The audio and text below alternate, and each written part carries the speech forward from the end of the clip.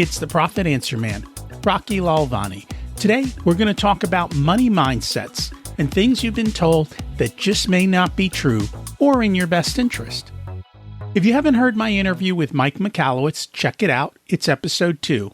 If you want to hear about each chapter in the Profit First book, go back and listen to episodes 3 through 13. Episode 1 is the why and how. Our goal is to learn money mastery without all the complicated accounting mumbo-jumbo using a simple system. 80% of business owners hate accounting, and I don't blame them. Your accountant is too busy documenting your transactions and creating a rear-view mirror of what happened. My guess is you don't even look at the reports they send you. If you're like most business owners, you struggle with this, and it's not your fault. We aren't taught money in school. The Profit First system created by Mike Michalowicz works, and he certified me to help you implement the system in your business. Remember, the new equation is sales minus profit equals expenses. Let's face it, without cash flow, you can't pay for your employees, buy needed materials, or pay your mortgage and support your family. I help you to do that and more so you can focus on the parts of the business you love and receive the rewards for your labor and investment into your business. Just remember, more revenue does not equal more profit. That's why we focus on the bottom line. And today, we're going to talk about money mindsets. We all have them. Here are some examples of the stories we've been told. You have to spend money to make money. Growing revenue solves all problems. Money doesn't grow on trees. Maybe you heard that rich people are evil.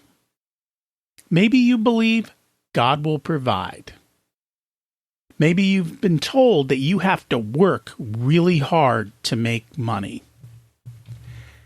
I've learned a lot about money mindsets from Dr. Brad Klontz, Associate Professor of Practice in Financial Psychology. He shares that our money mindsets are created between the ages of 5 and 13.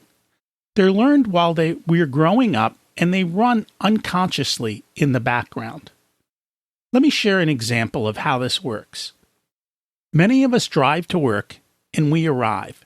But if I asked you about your drive and how much effort you put into it, you'd probably say next to none. Most of us don't even remember driving because we're too busy on the phone or doing something else. And yet, we didn't crash.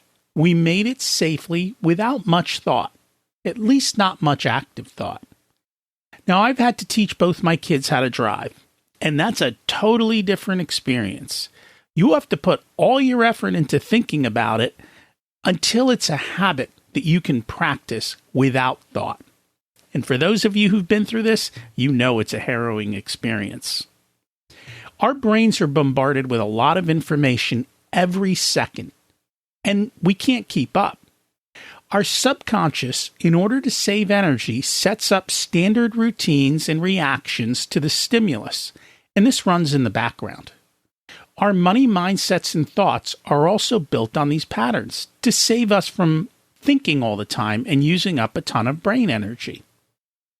Have you ever noticed that people who win the lottery or receive a large inheritance are usually broke in a short period of time?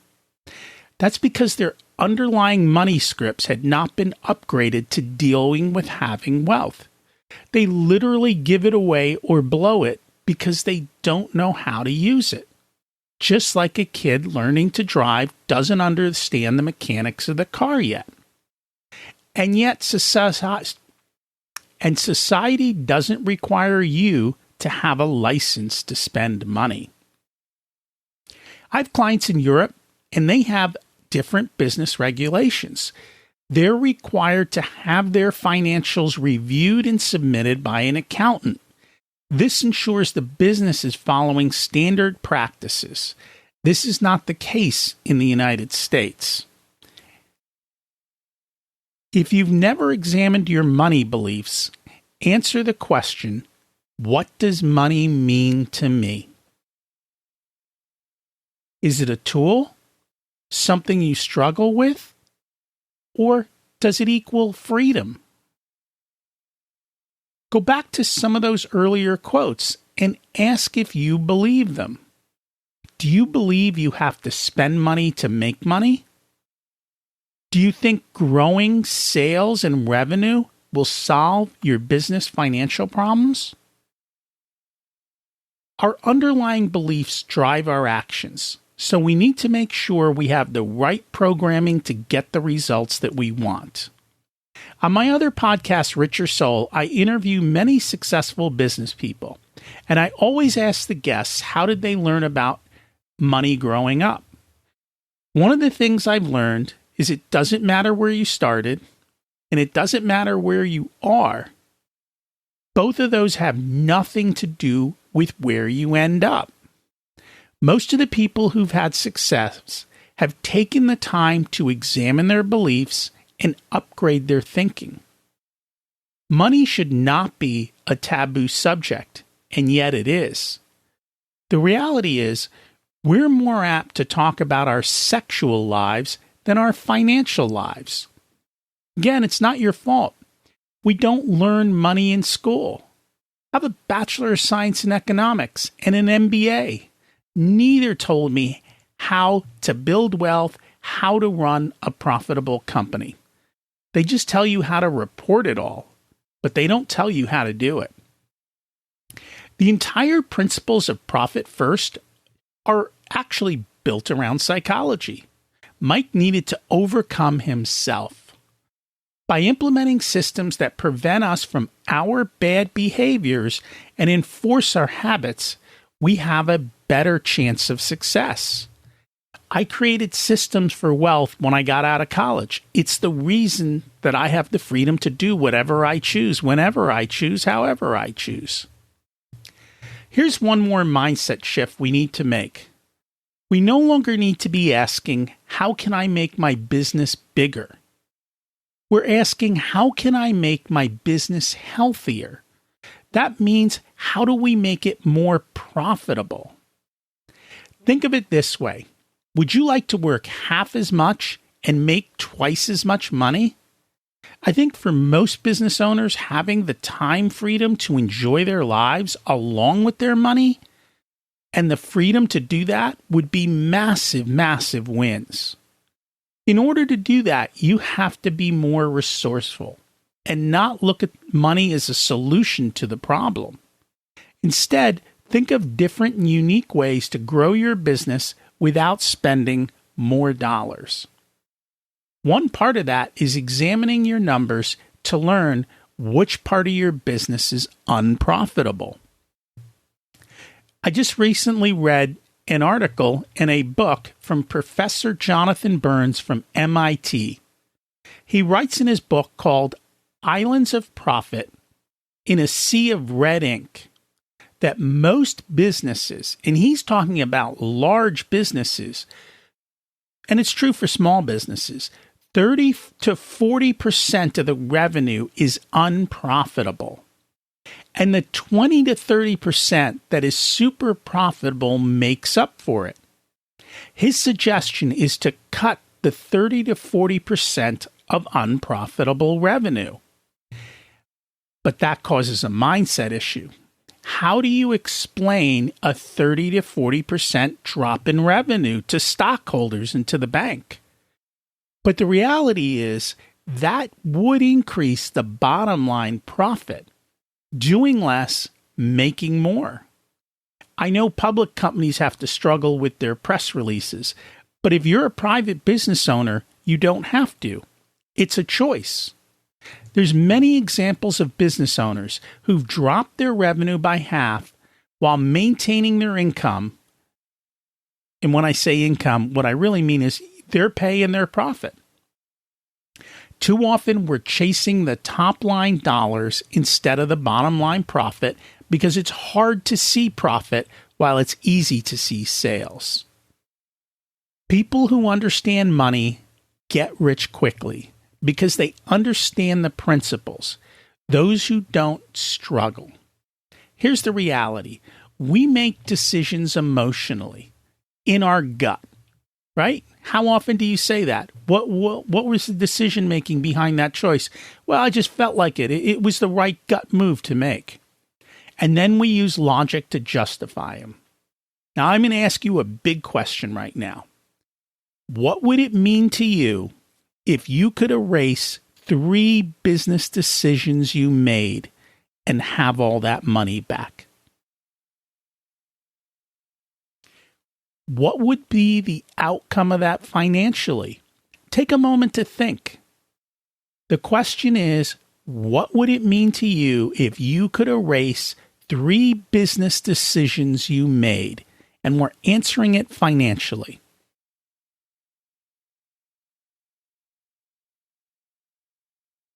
For me, it's a 7-figure answer. I could be 7 figures richer if I didn't do stupid. And preventing stupid is major, and most of the mistakes I made were based on faulty mindsets. So let's talk about the big elephant in the room. The wrong equation, because accountants have a different mindset. Their equation is sales minus expenses equals profit. It's a leftover. See, accountants aren't charged with creating profit.